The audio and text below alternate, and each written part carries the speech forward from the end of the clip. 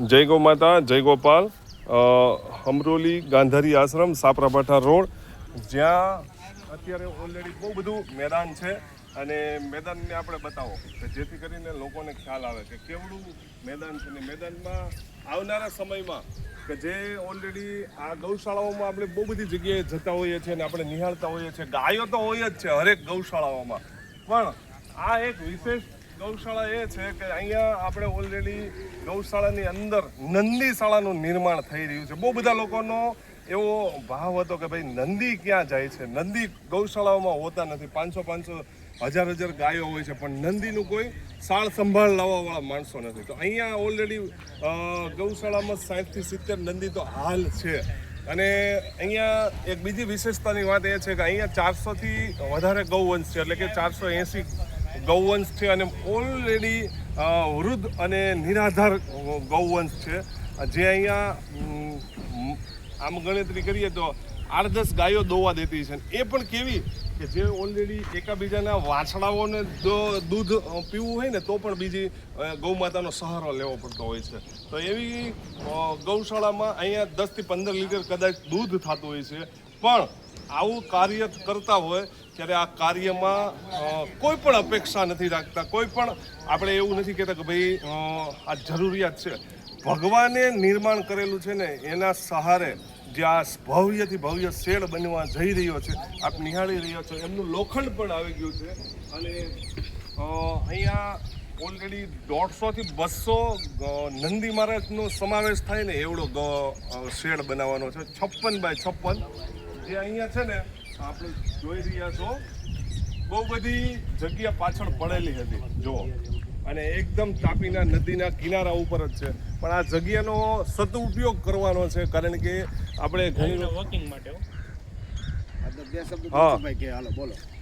આ પાણી છે ને એને હેઠે ભૂંગળા નાખી દે, પાણી વયું જાય બહાર. અને આ પાળો છે એટલે પાળામાં કઈ બાંધકામ ન થાય ને આ તાર ફેન્સિંગ કરી દે ને એટલે ગાયોને શેડમાં રહેવું હોય તો ભલે ને બહાર છૂટો ખુલ્લામાં રહેવું હોય તો ભલે. આ જગ્યા આખી ગાયોના હલન ચલન માટે છૂટા ફરવા ટાઈમમાં મતલબમાં આ જે પાછળની જે જગ્યા છે ને એ અમે આગળનો એવો પ્લાન કરવાના છીએ કે જે ગાયો ગૌમાતા છે ને ઓલરેડી ઘણી વખત જગ્યા તો અમારી પાસે પડેલી છે, પણ એમને જો અહીંયા પાછળની જગ્યામાં આવવું હોય ને તો પાછળની જગ્યા પણ વેસ્ટ છે જે ઓલરેડી પડેલી છે ને જ્યાં આપણે શું કરીએ છીએ ગંદો કચરો આ તે બીજું ત્રીજું નાખતા હોય છે. તો એ ચોખ્ખું રહે અને મસ્ત મજાનું ગ્રાઉન્ડ બની જાય ને એવું કાર્ય કરવાનું છે. પણ એ આવનારા સમયમાં થશે, પણ અત્યારે જે કરવાના છીએ ને એ ઓલરેડી નંદી મહારાજનો શેડ બનાવવાનો છે. અને બીજી એક વિશેષતાની વાત કે અહીંયા શેડ બનાવવાનું અમારે કામ તો ઓલરેડી કરવાનું જ હતું, પણ શેડને વચ્ચે એક ઓલરેડી મસ્ત મજાનો પીપળો છે, આપ નિહાળી રહ્યા છો પીપળો.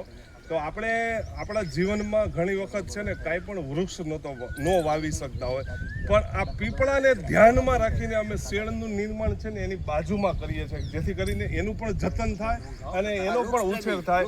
કારણ કે વૃક્ષ વાવવું ને એ માણસના જીવનમાં એક બહુ બધી આપણે ઈચ્છા હોય પણ આપણે એ કરી નથી શકતા. પણ એ જે વાવેલું છે ને એને આપણે પાડવાનો પ્રયાસ ન કરીએ એ મારો એક મેસેજ છે. અને એને ધ્યાનમાં રાખીને જ અમે શેડનું નિર્માણ કરી રહ્યા છીએ. ખાટલા નાખીને ખુરશી નાખીને બેઠા હોય તો 6 વાગે એટલે મજા જ આવ્યા કરે. બોલો અત્યારનું વાતાવરણ તો જોવો કે બોલો પદ્માણીભાઈ વૃક્ષો વિશે કયો. ચાલો વૃક્ષ તો છે ને હરેક માણસને 2 થી 3 વૃક્ષ જીવનમાં ઉજેરવા જોઈએ. કારણ કે વૃક્ષ વાયુ અને ગૌધનનું જતન કરવું માણસ માત્રના પેલા ડીએનએમાં આવવું જોઈએ, ડીએનએમાં હોવું જોઈએ. કારણ કે આ વસ્તુ કેવી છે કે જ્યારે ભગવાને સૃષ્ટિનું નિર્માણ કર્યું ને ત્યારે વૃક્ષમાં કેવું છે ખબર છે, આને હજી કોઈ આની વિશેષતા જાણતા નથી. બાકી એક વડલો, એક પીપળો અને એક ઉમરો, જો 3 વસ્તુ જો જીવનમાં કોઈ પણ માણસ ઉછેરીને મોટા કરી દે ને એટલે એણે એક તીર્થધામની યાત્રા કરીને એ ફળ બરાબર છે. પણ આ જ્યારે માણસને જ્યારે એમાં વૃક્ષ વિશે અંદર ઉતરશે ને તો એને ખ્યાલ આવશે. અને એમાં જો કંઈ એનું કંઈ એની વિશેષતા જાણશે ને તો ખ્યાલ આવશે કે વૃક્ષ વસ્તુ શું છે. જ્યારે કોરોનામાં જ્યારે આની કદર થઈ હતી ત્યાર પછી લોકો પાછા હવાના ધંધે ચડી ગયા અને ભૂલી ગયા છે. પણ વૃક્ષ વાવવું માણસ માત્ર ને 3 થી 4 વૃક્ષ વાવવા જ જોઈએ અને ઉછેરવા જોઈએ. બસ આ મારી એક પ્રાર્થના છે બધા. જય ગૌ માતા. જય ગૌ માતા.